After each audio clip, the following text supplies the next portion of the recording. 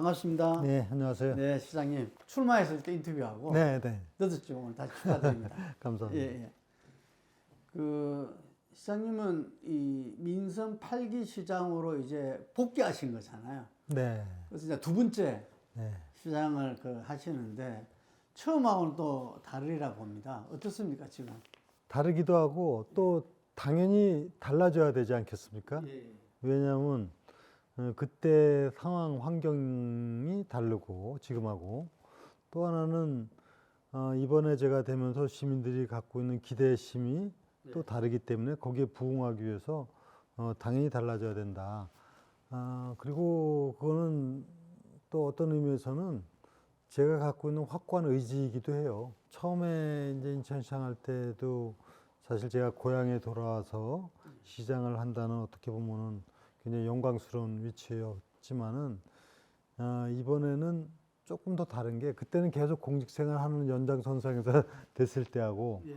이번엔 쉬는 기간이 있었잖아요. 그렇죠. 4년 그래서 되니까 예. 이게 모든 걸 이제 새롭게 시작하는 기분이 돼갖고 굉장히 보람이나 또 나름대로 느끼는 제 감회는 또 새로웠어요.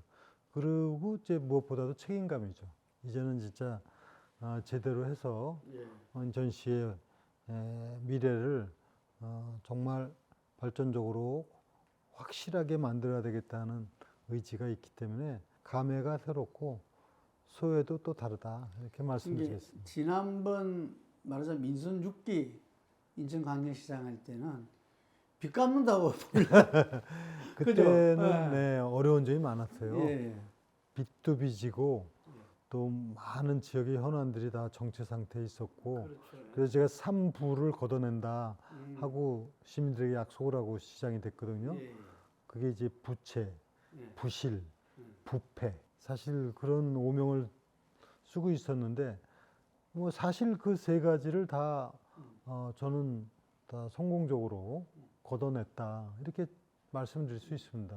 빚도 뭐 3조 7천억의 빚을 갚았다는 건 천문학적인 숫자고 그것이 토대가 돼서 지금은 재정이 안정화가 됐거든요. 그다음에 각종 부실 문제는 그동안에 대형 인천의 현안들이 진척 사항이 없었던 부분을 그 당시 다 풀어가지고 그 결실이 이제 민선 8기에 다 오게 돼 있습니다. 예를 들면 뭐 제3연육교 건설이라든가 치료선 청라 연장이라든가 수도권 매립지 문제라든가 뭐 이런 부분들이 또 인천발 KTX 문제라든가 또 뭐 GTX 비노선이라든가 이 부분들이 그때 다 풀은 거거든요. 다 풀었지만 이게 뭐 1, 2년에 되는 게 아니죠. 근데 그 결실이 이제 민선 8기에 이루어지게 돼서 저는 사실 굉장히 보람을 느끼지 않을 수 없죠. 제가 문제 풀고 또 실질적인 결과물까지도 나을 수 있는 단계로 이제 접어들었기 때문에. 제가 여의도에서 30년 정치 매체 22년 하는 동안에 보면은 가장 국민들한테 이 사랑받고 또 사랑을 줄 수 있는 사람이 낙선 경험이 있는 정치인이다. 이게 낙선 경험이 그게 금방 말씀하신 4년간의 어떤 그 경험이 시장님이 인천시와 시민들과 또 본인에 대해서도 네. 굉장한 많은 게 도움이 되고 힘이 됐으리라 보는데 그렇습니다. 그걸 한번 이야기해 주시죠.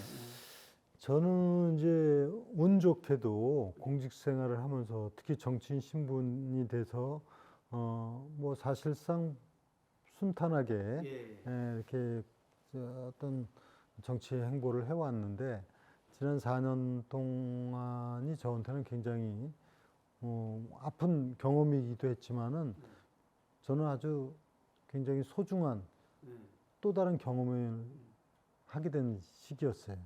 그래서 진정으로 제가 무엇이 부족했고 또 공직을 맡는다면 어떻게 해야 되겠고 하는 것을 깨달을 수 있는 시간이었기 때문에 아주 값어치 있는 성찰의 시간을 가졌다 하는 것이 그게 바로 민선 8기에서도 시정 추진에 어떻게 보면 약이 될 수 있는 부분이라고 저는 생각을 하고 있습니다. 선거는 사실 이기는 게 좋은 거죠. 또 누가 뭐 실패를 경험하고 싶겠습니까? 근데 사실 그 당시 실패를 경험하면서 제가 계속적으로 어떤 지위를 누려왔던 상황 속에서 진정 깨닫지 못했던 부분들이 있었거든요. 그 진정으로 시민들의 일상생활에 대한 체험, 그리고 그들이 겪고 있는 기대와 바람이 무엇인가 하는 것을 현장에서 느낄 수가 있었기 때문에 그것이 이제 민선 8기 시정의 굉장히 중요한 방향을 제시하는 데 도움이 됐어요. 그래서 제가 균형 발전을 강조하고 또 소통을 강조하는 것은 바로 그런 연장선상입니다. 조금 섭섭했던 적도 있습니까? 사람들한테. 물론 당연히 이게 살다 보면은 예. 좀 예를 들어서 제가 지위가 있을 때하고 없을 때하고 사람들이 저를 대하는 부분에 있어서 저도 인간인데 섭섭함을 느끼지 않을 수 없었을 때도 있어요. 또 그 또한 또 인간 사회에서 이해할 수 있는 부분을 생각하고 또 그러다가 다시 시장에 복귀를 하니까 여러 가지 판단되는 부분이 많죠, 사실은. 사람에 대한 판단도 굉장히 새롭게 느낄 수가 있어서 어떻게 보면 조금 더 제가 성숙될 수 있는 기회가 되지 않았나 봅니다. 제가 인터뷰 준비하다 보니까 원로회의 50인회를 구성을 하시고 이렇게 그 출범한 걸 봤거든요. 그분들도 형식적인 원로가 아니라 시장님이 이렇게 4년간 쫙 경험해 보면서 진정 필요하신 선배 원로들을 모신 것 같은데. 그럼요. 예. 그러니까 제가 원로의 이 세상은 이런 거 아닙니까? 세상이 이렇게 변화하고 발전해 가는 데는 다양한 계층의 다양한 경험이 다 같이 거기에 어우러져서 더 발전적인 미래로 나아가야 되지 않습니까? 예. 세상이 급격하게 변화하고 발전하는 가운데 특히 청년들의 패기와 새로운 아이디어가 중요하죠. 시대 감각에 맞게끔 해서 해나가는 것도 필요한데 역시 근데 원로들이 갖고 있는 이 세상의 노련한 경험이라든가 또 그 어떤 이 균형을 잡힌 그런 사고의 틀이라든가 이런 부분도 무시할 수 없고요.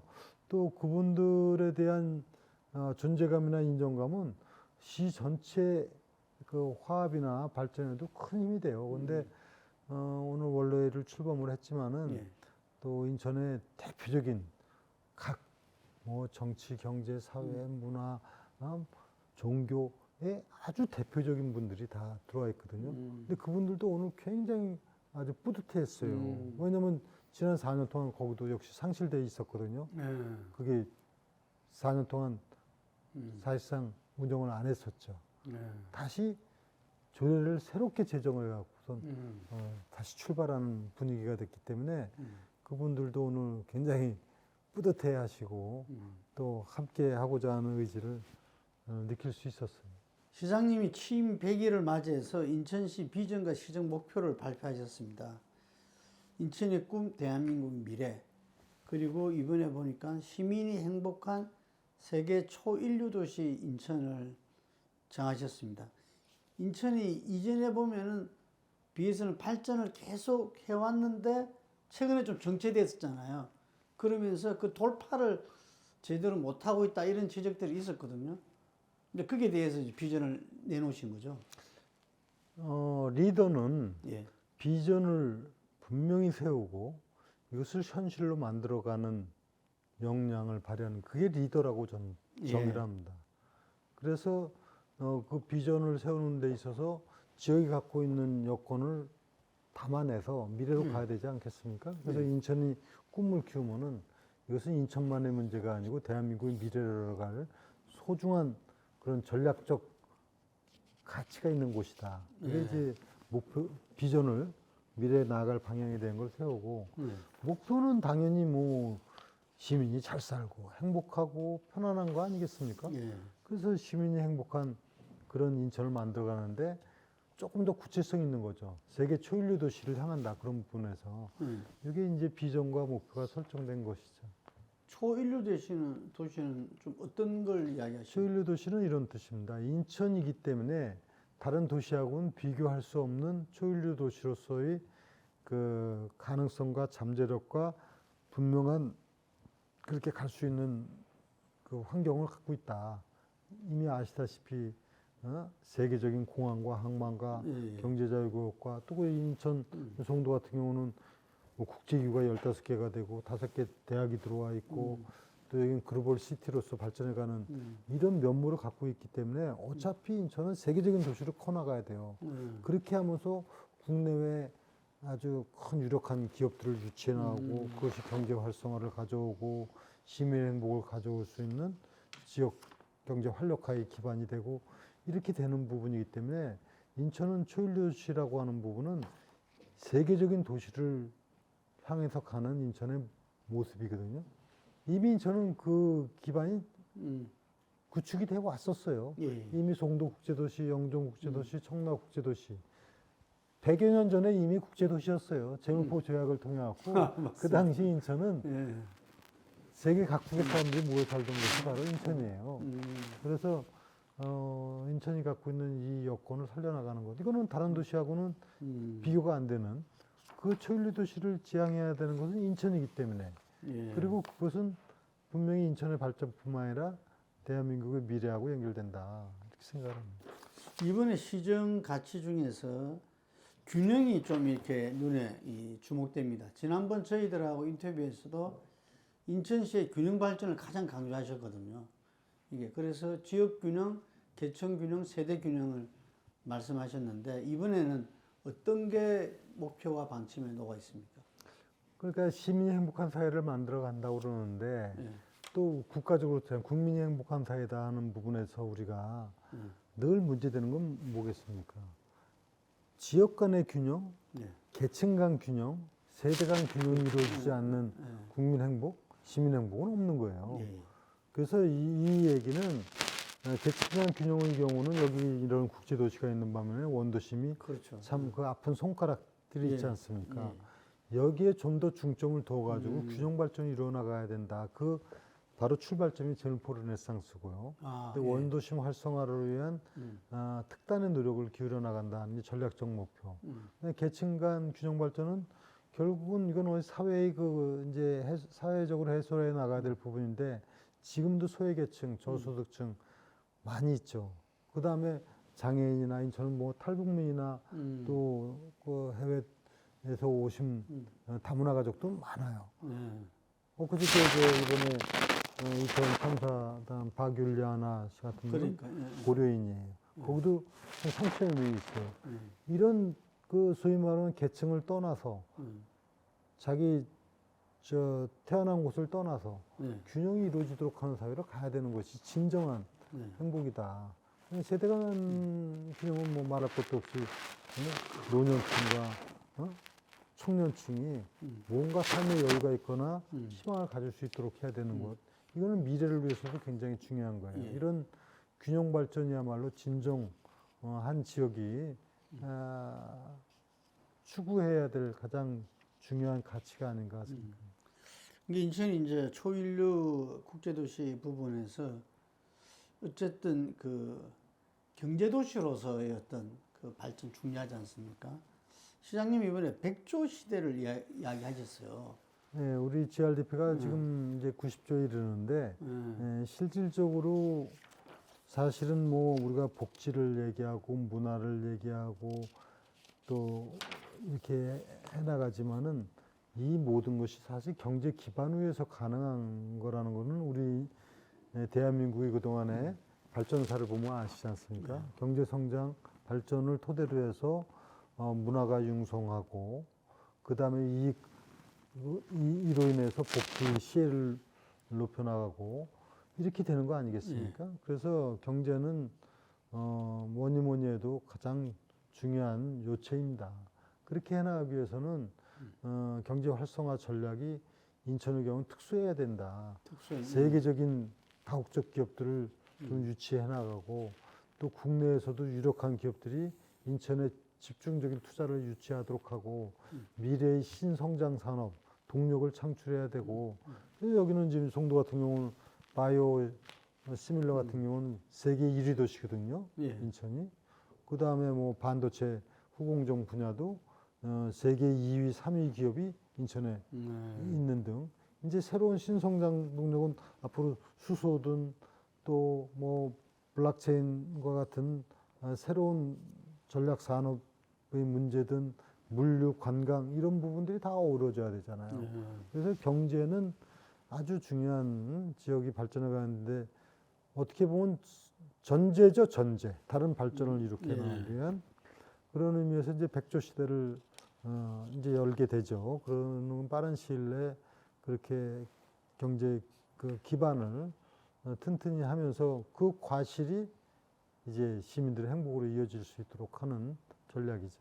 그러니까 4차 산업혁명이 우리나라에서 인천에서 권역별로 막 이루어지네요. 신성장 전략산업들이. 그렇습니다. 예. 사람도 잘 모를 것 같아요, 이게. 예를 들면 뭐 당장에 이제 국제 도시를 통해서 이루어지는 부분도 많이 있습니다. 이 송도 같으면 지금 바이오 분야는 되게 예. 최강이죠. 예. 반도체 분야는 송도나 이제 영종 중심으로 또 이 남동 산단이나 기타 산업단지에서 이루어지고 있어요. 현실적으로. 또 앞으로 청라 같은 경우는 그 문화적인 측면, 거기 이제 동무장도 생기고 영상문화단지도 생기고 이런 부분들이 있어요. 원도심은 거기에 맞는 예. 그 전통 그 문화 창달 그리고 다양한 그 사이즈의 그 문화 프로그램 이런 부분들을 통해 가지고 그 경쟁력을 갖춰 나가도록 하는 것이죠.